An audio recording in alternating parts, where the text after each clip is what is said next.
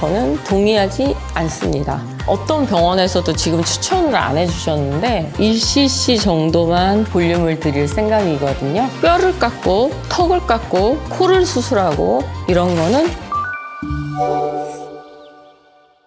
안녕하세요. 여러분의 소중한 피부를 책임지는 연세유연 대표원장 박성원입니다. 요즘 연예인들도 자기 관리에 대해 솔직하게 얘기하는 경우가 많죠? 최근 제가 너무 좋아하는 한가인님이 본인의 유튜브에서 피부 고민을 이야기하면서 여러 병원에서 성형 견적을 받는 모습을 봤어요. 근데 견적이 병원마다 천차만별이라 결국 결정을 못 하시더라고요. 사실 이런 고민은 연예인뿐만 아니라 40대, 50대 분들이 가장 많이 하시는 고민이시거든요. 그래서 오늘은 전문가 입장에서 한가인님이 어떤 시술을 받으면 좋을지, 그리고 구독자분들도 동안 얼굴을 위해서 어떤 부분을 신경 쓰면 좋은지 이야기해 보려고 합니다. 한가인님은 연예계 대표 동안 미인이시잖아요. 그런데 이제 나이가 들면서 변하는 얼굴형이 좀 눈에 띄는 것 같아요. 보통 어떤 변화들이 나타날까요? 맞아요. 한가인님은 피부가 굉장히 얇고 탄력이 좋은 편인데 어쩔 수 없이 나이가 들면서 볼살과 관자놀이 부분이 꺼지는 변화가 얼굴이 보이더라고요. 흔히 땅콩형 얼굴이라고 하는데 관자 부분이 꺼지고 광대가 도드라져 보이면 얼굴이 조금 더 나이 들어 보일 수 있습니다. 우리가 좀 더 어리게 보이고 싶다면은 필러나 올리지오 마요 스킨으로 자연스럽게 채워주는 것을 권유드립니다. 만약 손을 안 대고 놔둔다면은 관자놀이가 점점 꺼지면서 광대가 더 부각이 되고요. 피부 탄력이 떨어지면서 아래쪽으로 처짐이 진행될 가능성이 높아요. 결국에는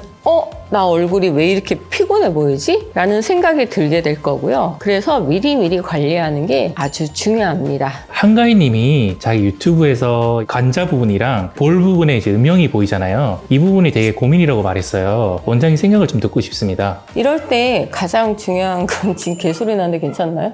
아니면 개소리 좀 조용히 해주세요! 소리 지를까? 야, 이 개새끼야! 저놈의 개새끼 때문에 진짜. 죄송해요.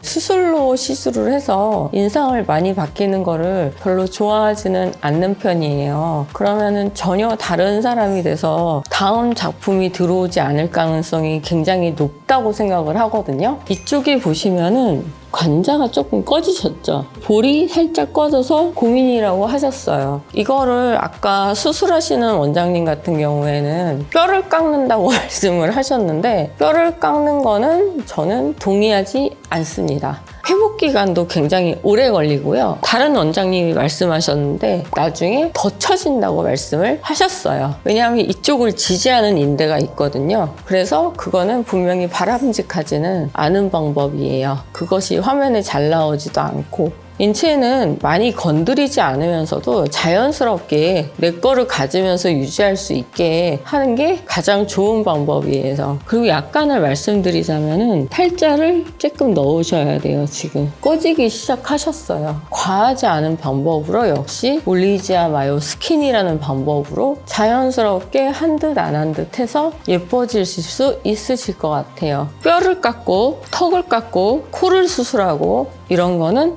별로 권해드리지 않았으면 좋겠어요. 아까 자가지방도 말씀을 하셨잖아요. 자가지방을 하게 되면은 분명히 배에서 살을 빼거나 허벅지에서 살을 뺄 텐데 어차피 흉터가 남겠죠. 그리고 자가지방이 생착률이 다 다릅니다. 저는 꼭 자가지방을 할 필요는 없다고 생각해요. 관자가 꺼진 환자분에게 필러 시술을 하셨잖아요. 그럼 한가인님 경우에도 필러 시술을 관자 쪽에 받으면 좀 자연스러울까요? 관자 쪽에 필러를 받으셔도 괜찮기는 하시지만 필러 같은 경우에는 유지기간이 짧죠. 올리지아 마요 스킨 같은 경우에는 조금 자연스러우면서도 3, 4년은 유지가 되거든요. 그러면은 이용 한번 하실 때 오래 유지되는 게 조금 더 좋으시겠죠. 지금 얼굴에 보면은 피부가 얇고 탄력이 없으세요. 히알루론산 필러와 콜라겐을 전체적으로 진피층으로 주입해서 넣어주시는 것도 필요하세요. 이것도 약간 관리의 차원에서 3개월 간격으로 넣어주시는 게 중요하십니다. 겉에서 바르는 것만으로는 진피층까지 흡수가 될 수가 없어요, 결코.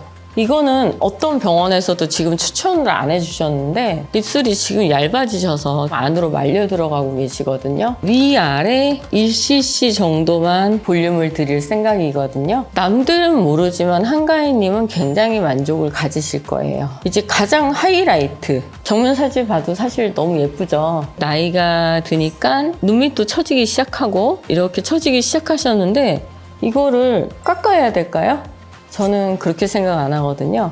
요즘에는 올릴 수 있는 리프팅이 굉장히 여러 가지가 있어요. 바로 효과를 볼 수 있다는 리프팅을 쓴다면은 올리지오 리프팅을 추천을 드리고요. 한 달 간격으로 3번만 해도 이 라인이 많이 정리되실 것 같아요. 한가인님이 턱이 약간 무턱이세요. 그래서 아까 턱을 수술을 하신다고 하셨는데 수술은 너무 거창합니다. 수술 말고도 얼굴에 축을 바꾸는 게 있어요. 이 정도 중에서 살짝 필러만 넣어도 얼굴이 더 작아 보일 수 있으세요. 대신 많이 넣지 않고 아주 살짝 넣는 둥 마는 둥 넣어서. 그리고 아까 여기 수술하자고 하셨죠. 이 정도 비대칭은 문제가 안 되는데 여기를 수술하자고 하셨어요. 굳이 수술할 필요는 없다고 생각해요.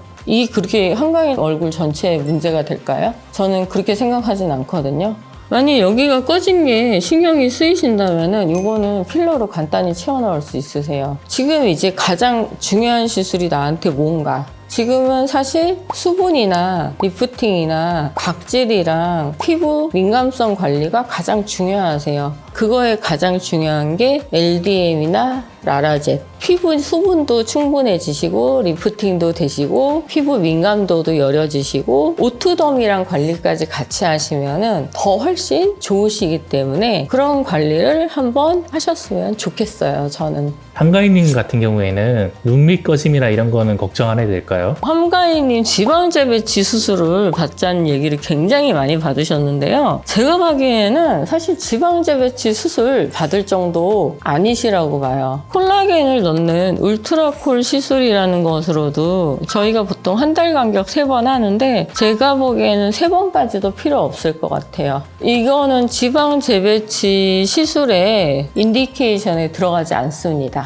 굳이 눈 밑에 칼을 댈 필요는 없다고 생각해요. 그리고 눈밑 재배치 시술은 잘 못하시는 원장님은 재발이 많다는 점 꼭 유의해 주셨으면 좋겠습니다. 가장 중요한 건 환자분과 상의를 하고 정하는 게 조금 맞을 것 같고 사실은 저는 한가인님 영상을 보고 다른 부분을 더 감명 깊게 느꼈는데요. 바로 피부 관리에 있어서 꾸준함입니다. 물론 한두 번씩 비싼 케어를 하는 것도 좋은데요. 하지만 엄청 비싼 케어를 받지 않더라도 매일 조금씩 자기 관리를 하면 확실히 체감됩니다. 한가인님도 정말 스킨케어부터 시작해서 식단 조절, 마사지 및 스트레칭 등을 엄청 많이 하십니다. 그래서 동안 연예인으로 불리는 건데요. 지금부터라도 제대로 관리하면 50대, 60대는 당연하고 100세까지도 건강한 피부를 유지할 수 있습니다. 탄력을 올려주는 뽀뽀 천장 운동, 얼굴 근육 스트레칭 등 일상적으로 할 수 있는 스트레칭 영상도 있으니 꼭 참조해 주시면 좋겠습니다. 당연히 40대, 50대 여성분들의 피부 고민을 해결할 수 있는 시술 영상들도 많이 있으니 시술 영상들도 한 번씩 보시는 걸